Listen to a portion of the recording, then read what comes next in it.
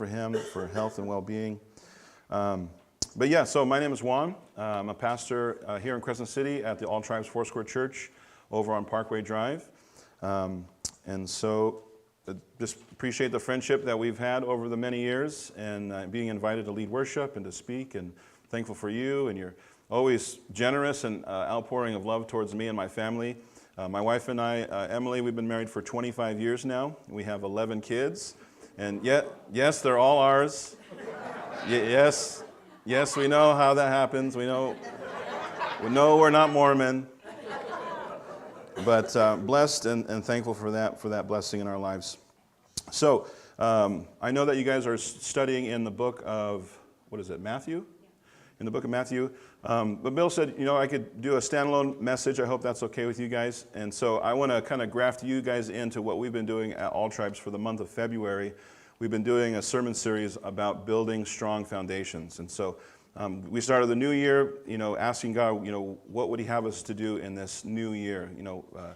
For many of us, new believers, new Christians, we know that there's a brand new change. There's something that happens on the inside. And so we want to grab a hold of that, get a hold of what God wants us to do in this life. And so it's important for us to know what foundation, what we're doing, what we're building on. And of course, ultimately, we build on Jesus. Jesus is the cornerstone. His death, burial, resurrection, all of his teachings, everything that he has done for us, he has laid the groundwork for us. And then, of course, Paul will write later on that as we build on that foundation of Jesus, as Jesus as the cornerstone, that we follow after the teaching of the apostles and the prophets, what they've laid on top of that foundation. Hopefully, we're building with things that last, things that when the storms of life come, we're able to stand. We're able to stand under those things. It's like building with bricks instead of just sticks.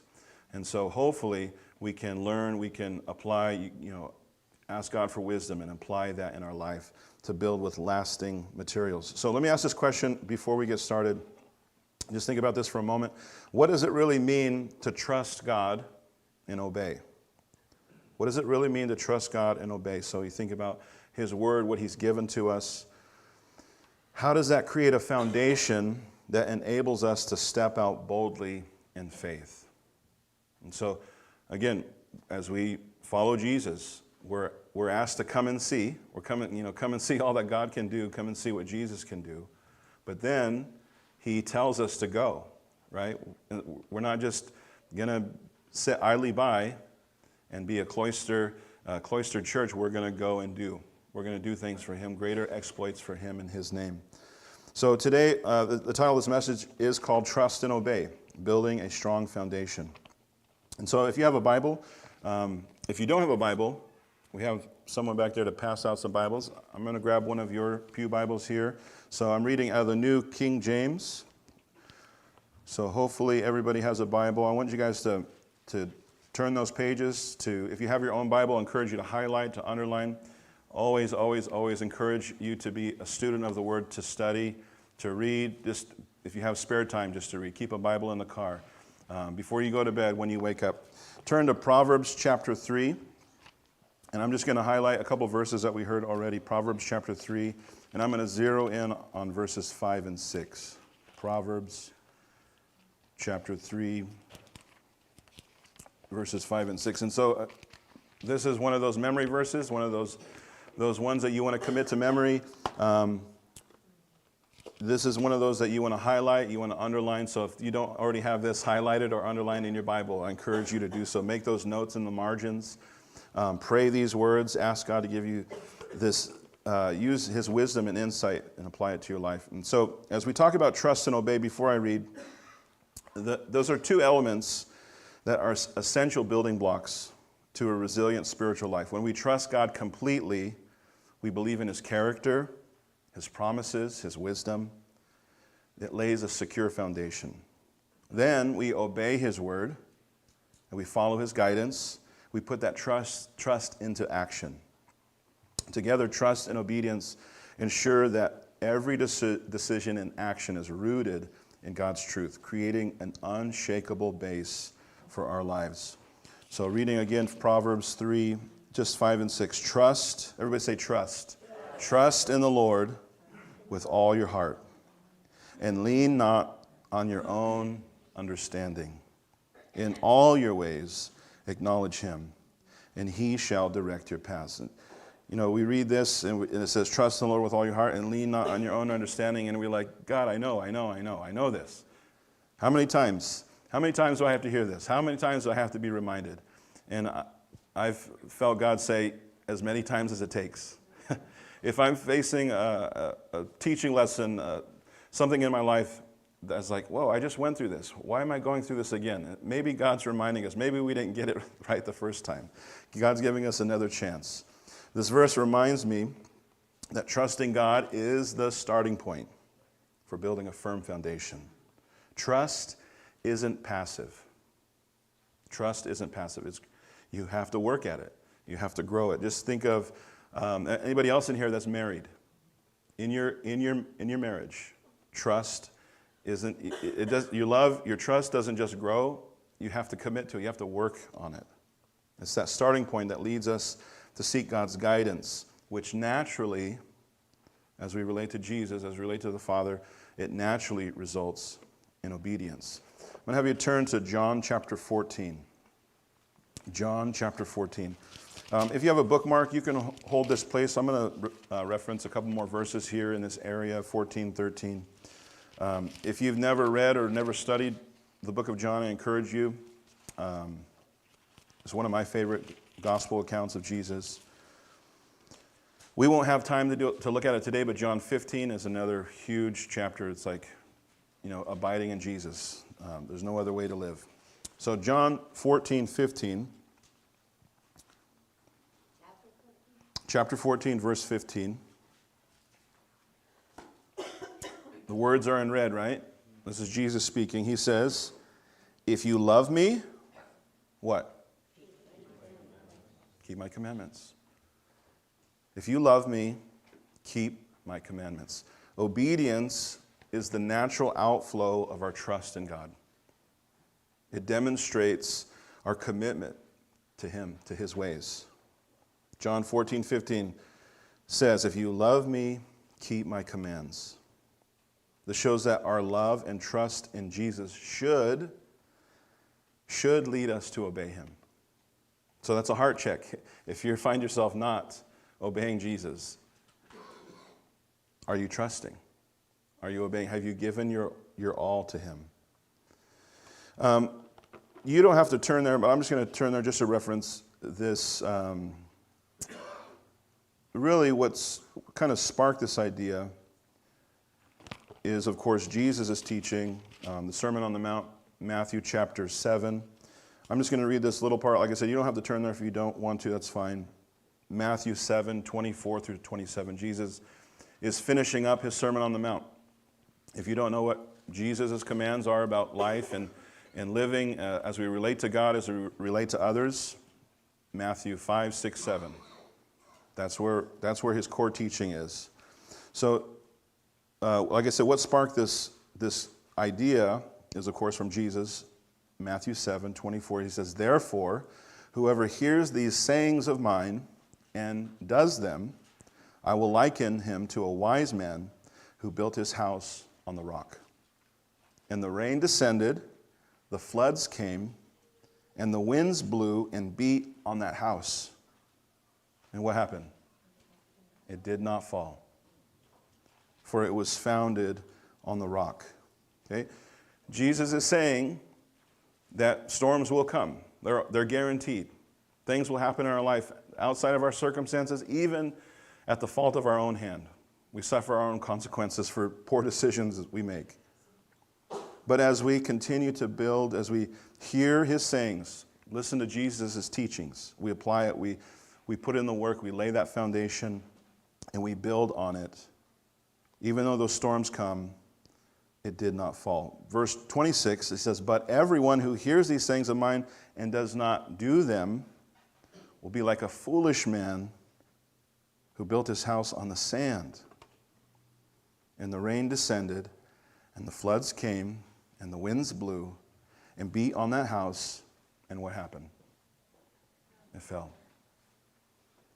It fell, and it was a great fall.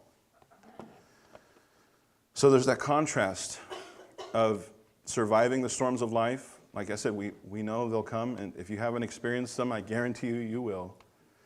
Death, tragedy, loss, you name it. We will go through them, but Jesus reminds us that as long as we find ourselves in Him, building our life, our house on Him, we will be able to stand. We'll be able to endure. So think about building a house. You have to have a strong foundation. How many videos do we see of coastlines like on the East Coast or floods and hurricanes, and those houses, homes just get swept in the ocean. They're just built on that sandy beach. When we trust God completely, believing in His promises, His character, we create a base that nothing can shake. I've experienced it in my life, and I'm sure you have as well. Even to the point of death. When death comes, losing a loved one, and it's heartbreaking, it crushes your whole world. But knowing and holding on to the faith that we have in Jesus, knowing that He promises that we'll see them again one day. There's nothing that can shake that, nothing that can bring doubt into my life, because I know Jesus can do it. I know Jesus has come through before, and I know that He can do it again. But just as a foundation alone isn't enough to make a house livable, trust must be paired with action. That's where obedience comes in. Obedience is laying those bricks and that mortar on that foundation. You follow God's commands, you're actively building on that foundation. You're living out that trust. Trust and obedience work together and ensure every part of our lives is aligned with God's truth. Building a strong foundation in your spiritual life means both firmly trusting God and actively obeying His word. When both are in place, you develop a resilient, unshakable life that can withstand any storm. Just as a well-built house stands through turbulent weather. So my first point, if you're taking notes, you don't have to if you're not that kind of person, but if you are taking notes, my first point says this: trust begins with believing in God's character. Trust begins with believing in God's character. So you've hopefully bookmarked John 14. I'm going to refer back to John 14:1. John chapter 14, verse 1. Jesus says, "Let not your heart be troubled. You believe in God, believe also in me." Okay? This is pretty crazy for Jesus to be saying this, because this one verse, you can do a standalone message on this one verse. There's so much to unpack in this, what Jesus is saying. He is, of course, equating Himself with God. If you're ever wondering, or people ask, did Jesus really say He's God? Well, He said it in different ways, but He here is equating Himself with God. Let not your heart be troubled. You believe in God, believe also in me. Trust is the bedrock of our spiritual lives. When we trust God, we rely on His wisdom, His promises, His character, rather than our own understanding. One writer said it this way: trusting God is not the same as understanding Him, as if we could understand Him, right? God's ways are higher than our ways. Trusting Him means transferring your confidence and hope from yourself to Him. Let's say that again. I'll do it again. Trusting God means transferring your own confidence that you might have in yourself, your own hope that you have in yourself. You're transferring it from yourself to Him. Like we can build a good life. We can take care of things. We could make money. We can have a great job, have great kids. We think that we're building our own kingdom. We think we're doing it our way. But the truth is, there's no other life than following Jesus. And there's no other way to live than at the feet of Jesus. And knowing that by the grace of God, we stand. By the grace of God, we breathe. By the grace of God, anything that we can do well, it only comes from Him. I thank God for the many blessings that He's given me, the talents that He's given me, and I hope that I can just continually lay it at His feet, knowing that everything comes from Him. And so we are called, we're reminded to live this way. It's more about knowing who God is than what He'll do and why. This trust gives us the assurance that no matter what storms we face, our foundation is secure. He will be there. I automatically think of the story of Joseph. If I heard you guys are studying in the book of Genesis, I don't know if you're there yet, but if you're interested in an awesome Bible story, and if you've never read this before, you can start at Genesis 37 and just keep reading till the end of the book. Genesis 37 through 50. You see the story of Joseph woven through that, and trial after trial after trial. I mean, I don't know if anybody in here has siblings, but to hate your brother so much that you want him dead, that's crazy, right?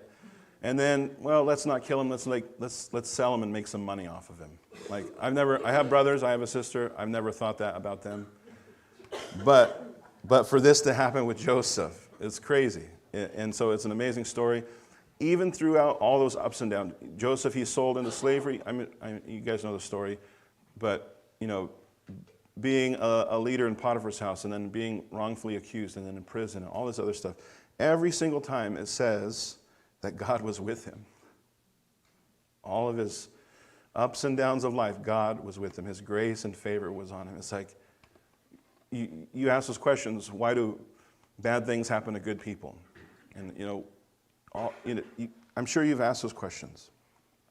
But we know that God is with us, regardless of what is happening around us or even inside of us. God is with us.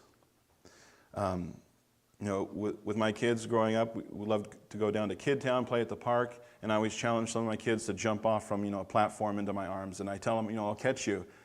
Anybody ever do that with their kids? And they're always scared, right? There's that trepidation. They're not really sure. And then once they do it, and they find themselves safe in your arms, they want to do it again and again and again. That trust is built over time through consistent care and love. So think about your own heart. Examine your own heart. Are you leaning on God's promises or trying to figure out everything on your own? I encourage you to trust Jesus today. It has to be your choice. Nobody can force you to do it. If I could, I would force you to trust Jesus.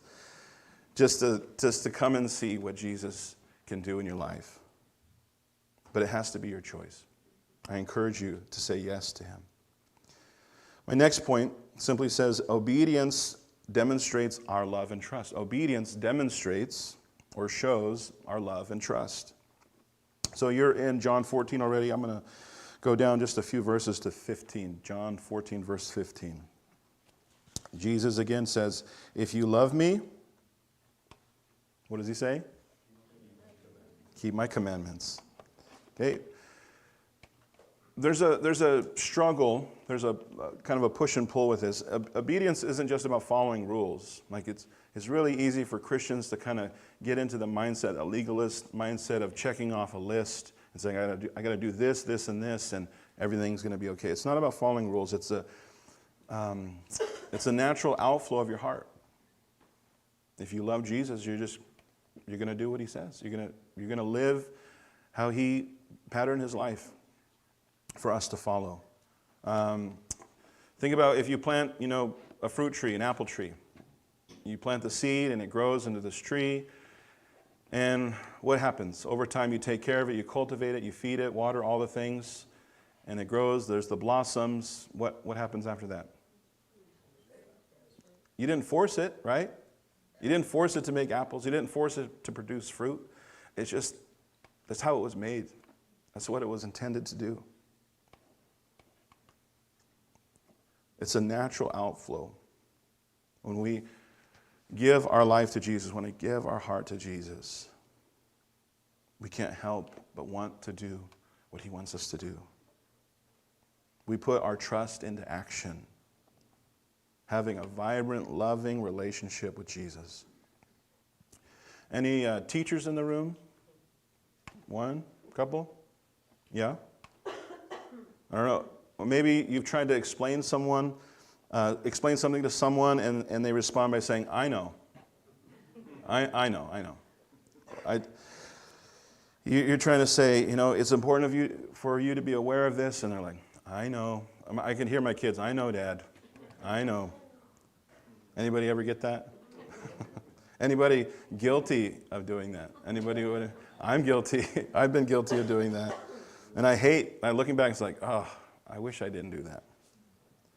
So if you've been guilty of saying that before, maybe you didn't know, but sometimes that can come across as being dismissive or arrogant, even if you didn't intend it that way. Just the tone, like I said, hear my kids, I know, Dad. Just the tone can convey like you're just impatient, you're not interested. And maybe not with my kids, but with other people, it can be a strain on a relationship. If they're going to act that way, maybe I'm not going to spend the time to show them or to teach them. You could shut down that conversation. So instead, I tell my kids, don't say I know. Say okay, or say thank you. If you're in that boat, maybe you can say, I see what you mean, or thanks for sharing that with me. So if you think about a student who trusts their teacher, they're following their instructions, they're learning, they're growing. Okay? In the same way, when we follow Jesus, we're growing spiritually. We demonstrate our love for him. Again, you don't have to turn there. This is one of my favorite verses, Matthew 11, at the end of chapter 11, 28 through 30. Hold on to John. I'm going to come back there in just a moment. But I just want to share this real quick. I was reminded of this. This is one of my, like I said, favorite verses, life verse for me. Matthew 11, 28 through 30. It says, Jesus says, "Come to me, all you who labor and are heavy laden, and I will give you rest. Take my yoke upon you and learn from me. For I am gentle and lowly in heart, and you will find rest for your souls. For my yoke is easy and my burden is light." Okay? That yoke is that yoke of teaching that Jesus comes and he brings and he shows us, and he asks us to follow him. He asks us to take that yoke upon us, that yoke of teaching upon us. And so there is some work to it, but we know that it's not heavy, it's not ill-fitting, that God, by his Spirit, is working in us and through us to be able to do what he's called us to do. And so I would challenge you this week. Just take one command that Jesus says. Identify one command and just obey it. When it comes to that point, you just do what he said to do. It can be easy as giving a cup of cold water to somebody in his name. You'll be blessed for that. Praying for your enemy. That might be a little bit harder, but I can do that from the comfort of my own home. I can pray for those that would want ill for me. Or something maybe that's even a little more difficult, forgiving. That you would forgive someone who has wronged you. That you would, instead of expecting them to pay you back, that you would just release it. And you just let it go. My next point is this: trust and obedience builds a durable spiritual foundation. Trust and obedience builds a durable spiritual foundation. You don't have to turn there. There's just one verse I'm going to reference in the book of James. You could probably finish it. Let me read it and you could probably finish it. James 2:17. In this translation it says, "Thus also faith by itself, if it does not have works, is dead." Let me read it again. "Thus also faith by itself, if it does not have works, is dead."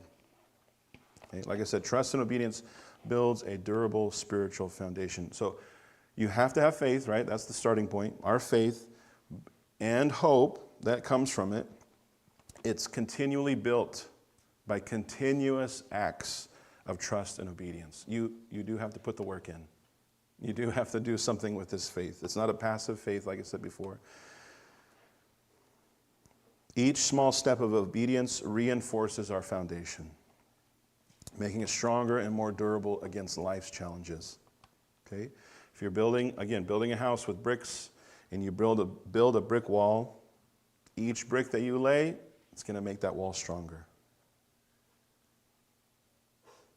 God, I'm not going to go there, but in Paul's writings, he talks about building on top of that foundation, what we're building with. And so each time we place a brick, each time we build on it, when we're doing what God has called us to do, when we're growing spiritually, God is building you into his church, and all of us come together. We are his church. And so for some of us, that means you do have to step out in faith. It might be a little difficult. It might be hard. It might be stepping outside of your comfort zone.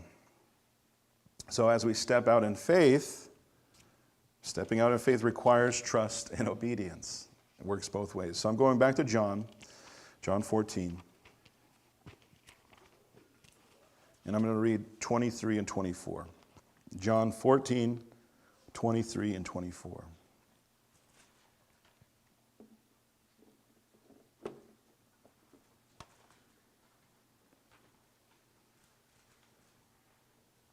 Jesus answered and said to him, "If anyone loves me, he will keep my word, and my Father will love him. And we will come to him and make our home with him.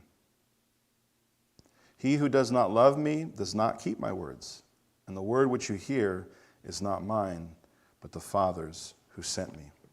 Trust and obedience empowers us to step out in faith, even when the path is uncertain. It's like driving back home from, like, say, Eureka at night, and the fog is thick.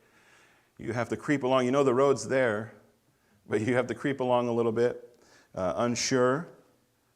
But we continue on. We move on. We get home safely. By trusting God, obeying his word, we leave our comfort zone. We take those steps towards doing what he's called us to do. I wouldn't necessarily call it maybe a ministry, but maybe your acts of service, you'll find yourself doing it more and more. When you step out and doing what God wants you to do, you find yourself like everybody knows you by this because of what you do. Maybe you serve in a certain way. Maybe you cook or you clean or you give of your time. I have friends and family that have blessed me in so many different ways that there's no way we could have afforded to do different things, and yet they just give. They're so generous. God's calling you to be generous. God's calling you to serve.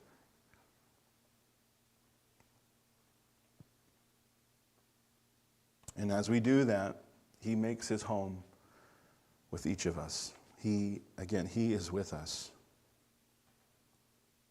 So think about this question for a moment. Think of an area in your life where God is calling you to step out in faith. What is holding you back? Is it fear? You're scared? Maybe you're not sure. I would encourage you just to ask for prayer. Ask somebody here at the church to say, "Hey, I'm thinking about doing this as a service to someone, and I'm not really sure how they might receive it," and they can offer you wisdom and insight.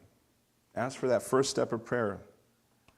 Whenever we give of ourselves, know that it is an offering, a sacrifice to the Lord.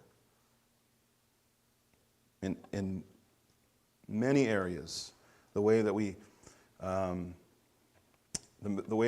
are generous with our time, with our money, with our resources. Think of an area in your life where God is calling you to step out in faith. And I encourage you to take that step. All right, we good on time? I'm not going to be as long as Pastor Bill, but we're good? Okay.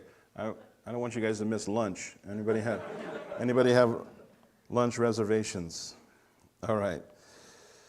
My next point, trust and obey shows others the reality of God. Trust and obey shows others the reality of God. So you're there in John 14. I encourage you just to turn back. You're on the next page, John 13, 34, and 35. John 13, 34 and 35.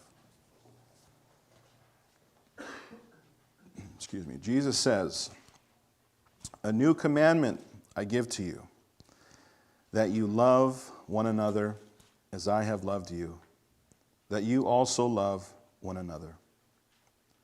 By this, all will know that you are my disciples, if you have love for one another." Let me read it one more time. "A new commandment I give to you, that you love one another as I have loved you, that you also love one another. By this," who's going to know? What? All, everyone.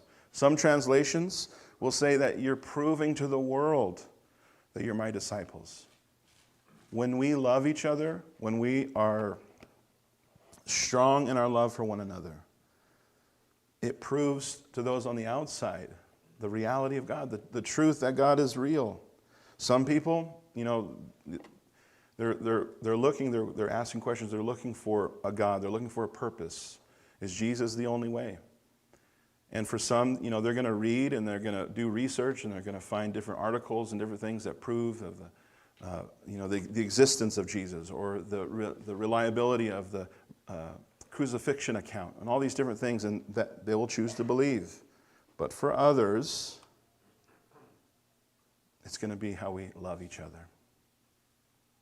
Our lives become a powerful testimony when we trust in God, and that shines through our actions. People are drawn to Jesus when they see consistency in our character, when our choices reflect God's truth and love. So I automatically think of people in my life, and you may as well. Think of someone in your life who has consistently followed Jesus with truth, with integrity, with love, with grace, with mercy, and they've inspired you to follow Jesus the same way. I can think of my parents, my grandparents. I can think of different pastors and teachers and leaders in my life, youth pastors. That person's life reflects the reality of God. So for each one of us, our acts of trust and obedience can impact others and can be a witness. You don't even have to preach Jesus. I know it might be scary to preach Jesus to someone, to a stranger, but to show love. And they might ask, why? Why would you do this? Because Jesus wants me to. Because Jesus commanded me to. Because I choose to love. Forgive me if you've heard this before, but I know how long it took for you to get ready this morning. You got up, you looked in the mirror, and said, what did you say when you looked in the mirror? Like, I need to fix this, right? I need to fix this. And so you brush your teeth, you wash your face, you comb your hair, I hope. Some of you, yeah.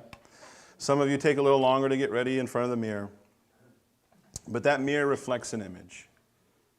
And we usually don't leave until it's fixed, right?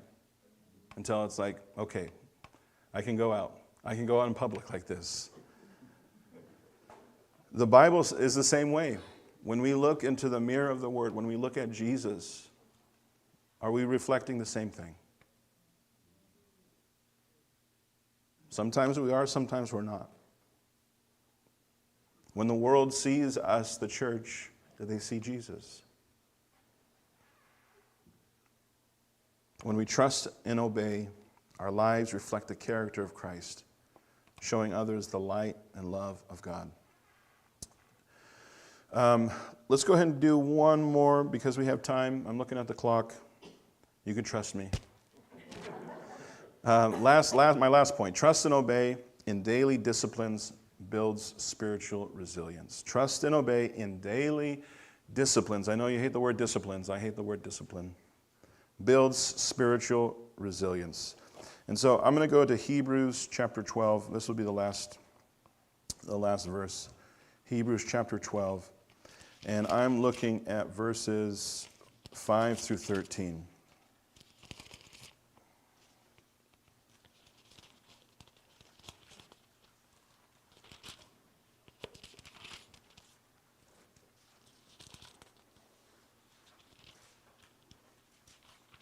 Hebrews chapter 12, verses 5 through 13 says, "And you have forgotten the exhortation which speaks to you as to sons. My son, do not despise the chastening of the Lord, nor be discouraged when you are rebuked by him. For whom the Lord loves, he chastens, and scourges every son whom he receives. If you endure chastening, God deals with you as with sons. For what son is there with whom a father does not chasten? But if you are without chastening, of which all have become partakers, then you are illegitimate and not sons." Verse 9, "Furthermore, we have had human fathers who corrected us, and we paid them with respect. Shall we not much more readily be in subjection to the Father of spirits and live?" Verse 10, "For they indeed for a few days chastened us as seemed best to them, but he for our profit, that we may be partakers of his holiness. Now, no chastening seems to be joyful for the present, but painful.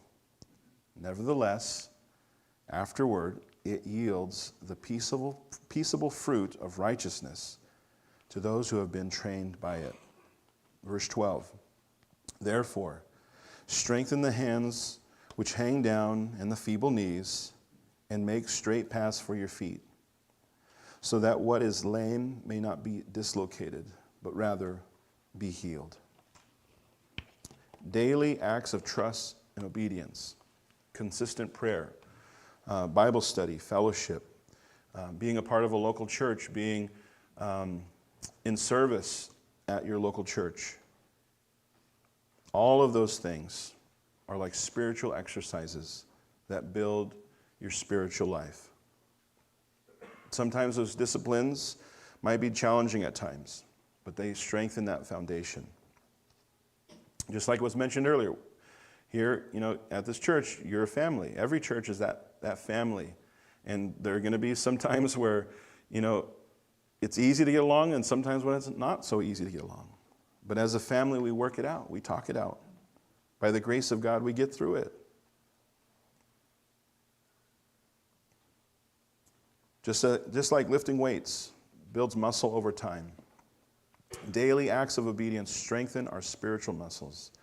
Each small step of obedience builds a foundation that can endure even the toughest challenges. So as I close, I just want to share a few things, and I'll be done, and then we'll have communion. Building a strong spiritual foundation means placing our trust in God's character and then putting that trust into action through obedience. Just as a house built on a firm foundation withstands storms, our lives, when built on trust and obedience, are secure enough to step out in faith no matter what comes our way. We grow stronger through that daily practice, secure in the knowledge that our lives are built on the solid foundation of trusting Jesus and obeying him. So just for a moment, if you would just close your eyes. And it just helps to just get rid of distractions around you. And I'm going to ask you a couple questions. I'm going to pray for you. But just think about this in your own life. Are you actively trusting God and obeying his commands? Are you actively trusting God and obeying his commands? What's one area in your life where you can take a bold step of faith by trusting and obeying him?